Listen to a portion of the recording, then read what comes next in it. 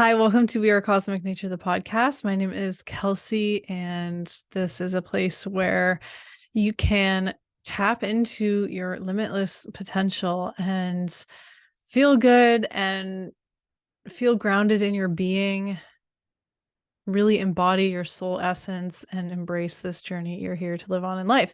So, lots of conversations happen on this podcast, lots of cosmic talk, bringing astrology in because we are of the universe, and also just practical, grounded ways to live your best life. So, because I'm just here for the best path, if as possible. Today, I want to talk about limitless living and 10 ways that you can really step into your abundance and your prosperity. And I know that these words are so popular, and I know that people say that all the time, but I am passionate about this topic, and I have a lot of tips that have helped me. So why not share it? I think it's really important to share the things that have helped you along your journey, because you never know where someone else is at and how your story can, reach someone anywhere in the world. So if it's your first time listening, what's happening? How are you? And if it's your 25th time listening, what's up? How are you? Definitely reach out, even on Instagram is a great place if you had any takeaways from any of the episodes you listened to. And certainly this one, I want to hear a little bit about your story too, because we're all in this together. And I love the fact that the internet can bring us together. So when it comes to limitless living, to me, what that means is you are going for beyond what you think is like practical or realistic is the word I'm looking for. Like truly going beyond and stretching your mind and your heart beyond where it currently is. And I wanted to bring in abundance and prosperity because, the society that we currently live in really is, when it comes to energy moving around the planet, I would say that money is the biggest mover of energy of exchange on planet Earth. So money is something I'm really passionate about. If we want to bring astrology into it, I've got a stellium in the second house, my son's in the second house. And the topic of finances is, it's something I've been in the depths of, I don't know if despair is the word, but it feels like despair. And I've also been in a place where, it's like, it feels like I can just buy, not whatever I want, but really just sort of living a little bit carefree there for a while. So I've kind of been on both extremes. And, the sun moving through Taurus right now, we're in Taurus season at the time of this recording. I think this episode will come out during Gemini season, but that's my 8th house of transformation. And the 8th house is the opposite of the second house, which rules, quote unquote, other people's money and investments and things like that. So money's on my mind and I want to talk about it today. Okay, so I wanted to share a few things that have really helped me shift my money story. As I mentioned, I've been in a place where just really low self-worth, working 4 jobs, just to, pay for my car and buy the groceries I wanted to buy, even though I was living at my parents' house. And also, to be able to go to concerts and, even at the time, I don't know if I was traveling quite yet, but also to pay for college. So I just worked and worked and worked. And to me, it was like, how can I work more? How can I earn more money? So I was working harder, not smarter. And I think I've switched that around, which is excellent. And found a lot more of a balance in my life, just ease and flow, which is excellent. And so here are a few things that have helped me, and maybe they will help you too.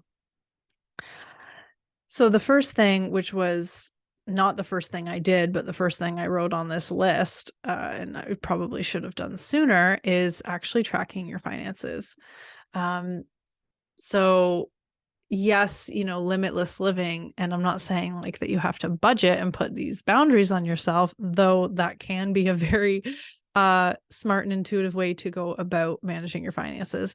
But at least tracking, at least having awareness of where you're at and looking at what's coming in and what's going out. So I actually downloaded a template off Etsy uh, to help me track my finances. And I literally input every single transaction into this spreadsheet.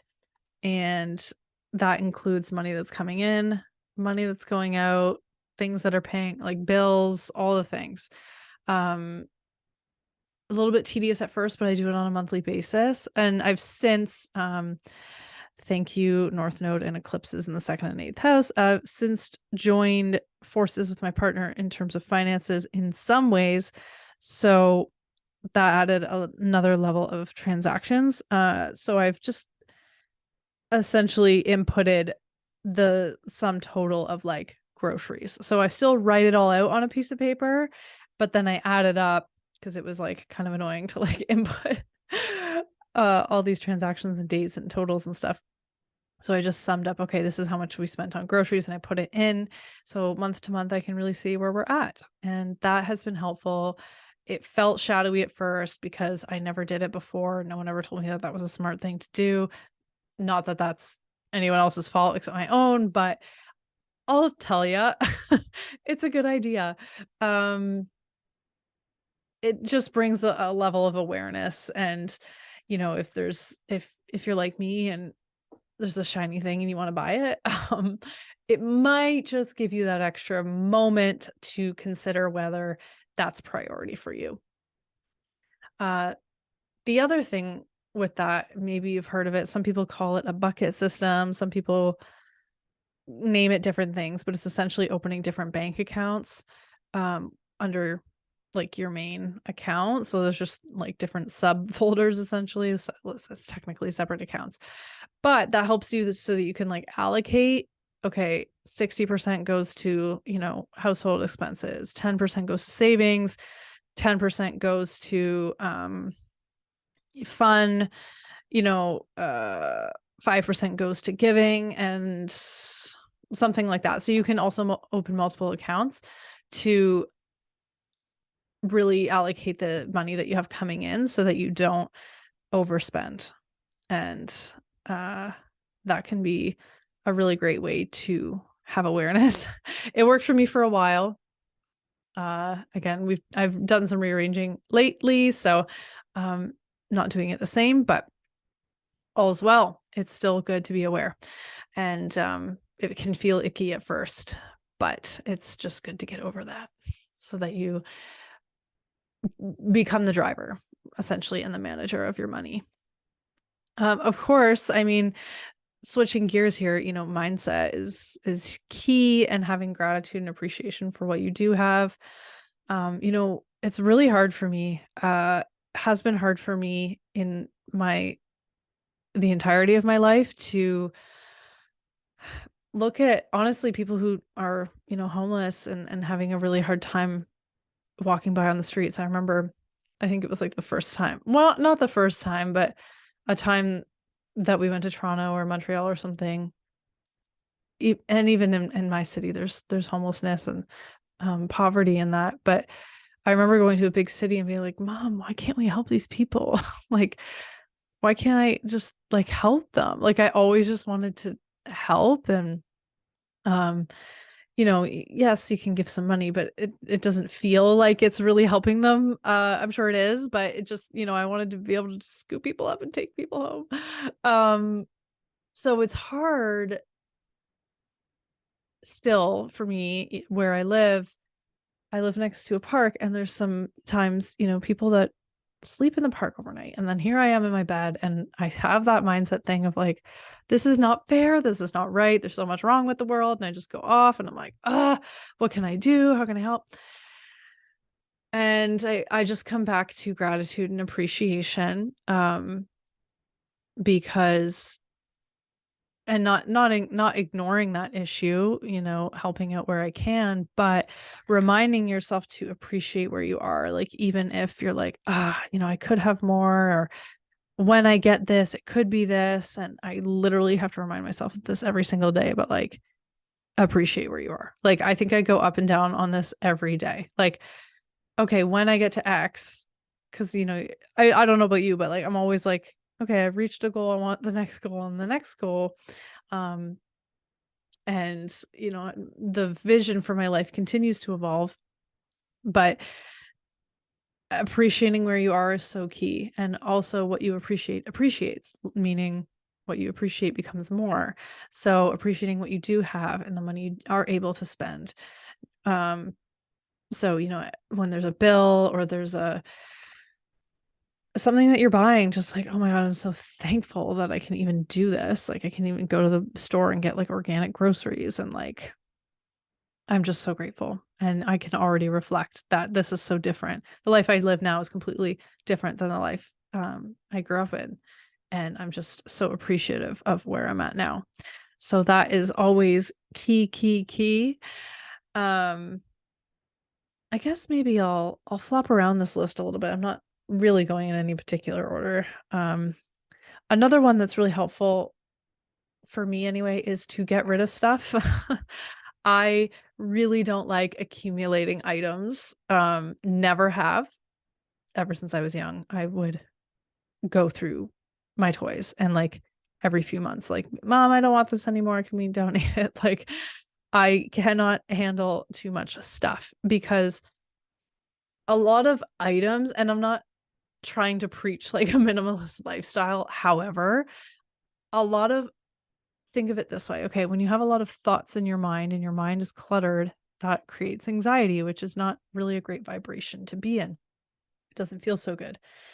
It's kind of the same with your material items. Like, if you have a lot of stuff, it can cloud your energy and your focus. Like, I think it's also just the society many of us, not everyone listening, but many of us live in. It's just like more and consumerism and like, it's just ridiculous, you know, the holidays and the presents and the this, and how can we live with less? Like, how can we get rid of stuff? I can even like, I look around the room, I'm like, okay, yes, I use that, I use that, I use that, but I still kind of cringe. I'm like, oh, this could totally be less. Like, I know it could. When you go camping, you only need so much stuff. And then you come home to like a full house and you're like, oh, I just lived for like 4 days without any of this and I was fine. So, things to think about. How can you get rid of stuff? Like, maybe it's a monthly inventory. Like, where can you release? Where can you let go? Where can you make space in your life? By making space, you're inviting in more of the things that you want, right? Uh, let's see. Also, when it comes to things that you purchase, so okay, if we're numbering this, that was number 3 and we're on number 4. When it comes to things that you purchase, buying quality is key for a number of reasons. One, because the quality of the item or the food or the product that you're using generally translates to something that's going to make you feel of higher quality. Does that make sense? Like, organic local food, yeah, it might be more expensive, but your body's going to feel better. Same with like the products and soaps you use, the water you drink. But when it comes to things like clothing as well, maybe having less like $5 t-shirts that only last a few months or a year, and actually just getting a few key pieces that you feel the fabric will feel better, and you'll just feel better. And again, this isn't like a rule book. Take what resonates with you. You know, I actually even still shop at secondhand stores because I don't like how much stuff is produced in the world. So if I can recycle, I will.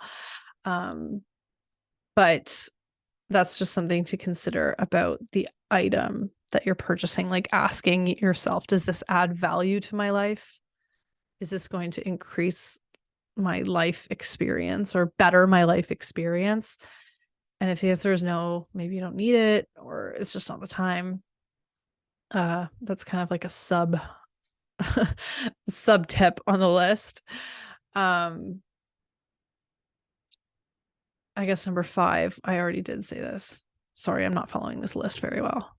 But the other one is be honest about your personal money story and share it with others. So that I kind of mentioned that when it comes to tracking your finances, that was really hard for me to do with my partner, before we merged a few things. I'm like, okay, these are some of the things that I've been dealing with, and it doesn't feel great.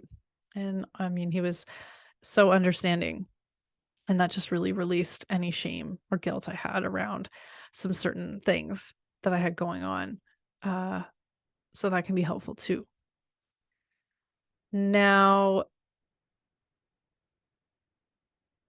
okay, here's another one that kind of relates to the quality piece, but this is stretching yourself. So I've done this in the last couple of years. Like, I'm not saying, and I shared this on Instagram recently, but I don't say that's too expensive, because that's just relative.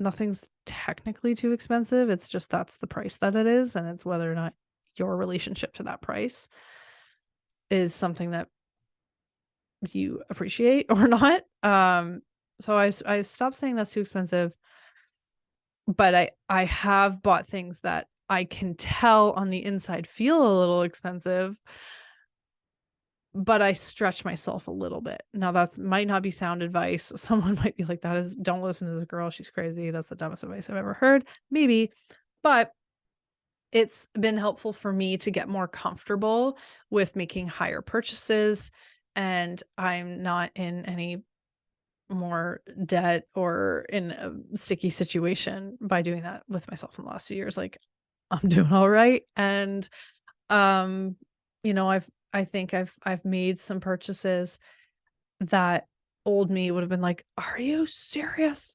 And now I'm just like, "No, okay, yeah, that makes sense. Yep, that's the value of that, and that's what I want, and that's what's aligned for me right now, and I'm gonna make it work."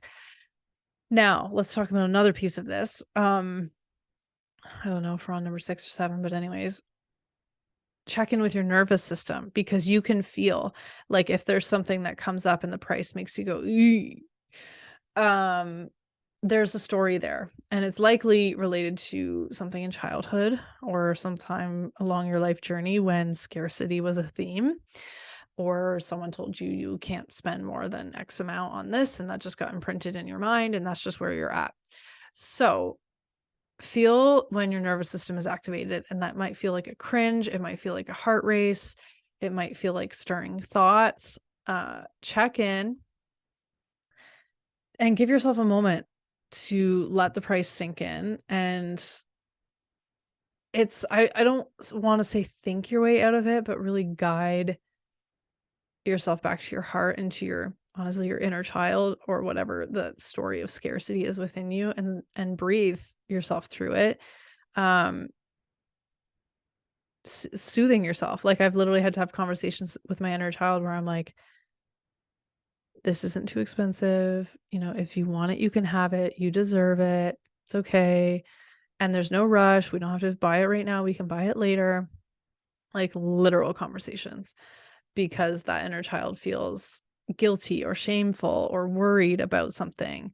So how can I move through that? Like, how can I tend to myself the way I may have needed to be tended to? Because there's, for some reason, that there's a lack of safety when it comes to a certain amount of money. So it's really nervous system healing and regulation to move through those feelings, and that takes some time. And even going to a therapist, or even a somatic or a somatic practitioner, they're really good with nervous system healing as well. So that could be helpful. When it comes to astrology, you want to look at your 2nd and 8th house. So I always have to weave in astrology, because that helped me to understand why I am the way I am when it comes to money. It just was so helpful. So look to your 2nd and 8th house. What sign rules it? that might show you how you earn an income, spend money, how you manage your material items and your personal finances, as well as manage things like debt, taxes, and investments. So look to the house that debt, taxes, and investments would be the eighth house. The eighth house also can rule joint finances, or access to money that's beyond the efforts that you have put to earn that money.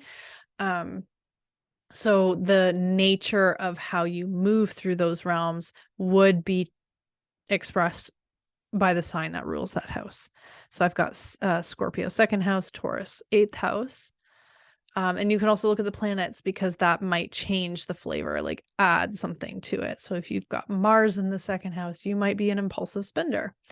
But you also might be really motivated to work to earn an income, or not necessarily work. That's just sort of the generic, but utilize your efforts and your energy in order to earn an income, however that looks for you. And if you have, Uranus in the eighth house, you might have sudden shifts, and maybe you even are like you might go through major ups and downs. You might invest, you might find that odd thing to invest in that nobody else knew about, and then it ended up like really becoming something. That could be really cool. Jupiter is a really great planet to have. I also posted this on my Instagram somewhat recently, once this comes out, prosperity portals in your astrology chart. So you can take a look at that post. Maybe I'll link it below.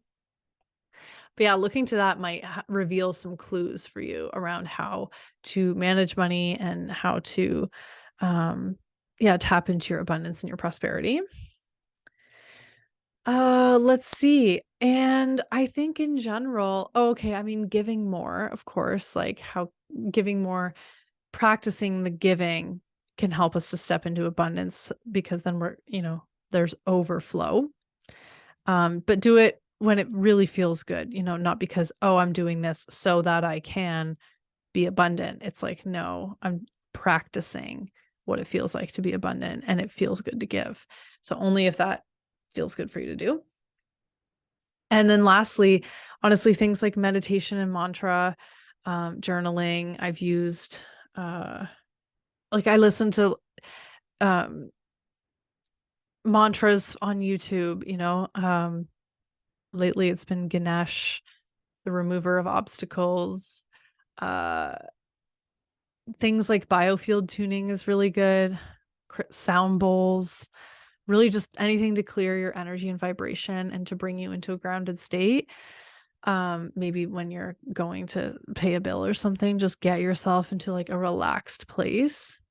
It's worth the extra time to do it, even if it's 5 or 10 minutes. And really just getting intentional, bringing your heart into it, will be really helpful. Okay, so that's just, a little quick tidbit on what I feel has helped me to continue on the path of limitless living. And I hope that these tools are supportive for you. Let me know what tools you use, or if any of these sound new. Things like books too. Books are great. I shared recently some books. The Soul of Money is really good. I think the author is Lynn Twist, maybe. And Spiritual Economics. That one's interesting. Busting Loose from the Money Game. There's lots of great books, and I guarantee that they can help you to shift your mindset and your perspective. And I always like to go back to them too, because a good refresh, but this takes time, right? Like my mindset is, oh my God, in a totally different place than it was like 5 years ago. But it still takes time. There's like a lifetime, say up until I was like 25, 26 of scarcity. So, okay, give it a few years to like unravel and unwind, because those are neural pathways that are embedded in our brain, and our perception will, like what we see is what we are perceiving, which is based on, these neurological pathways and these beliefs that we have. So it takes some time. So give yourself grace, have fun with it. Really, that's the main thing. Have fun. Just have fun, have fun, have fun, have fun. Visualize and feel into those feel good feelings. And yeah, just keep at it. So celebrating you and hope you are having a wonderful last day of May. And let's welcome in June, which is solstice month. So, so fun. And sending you so much love. And we'll see you on the next one. Bye.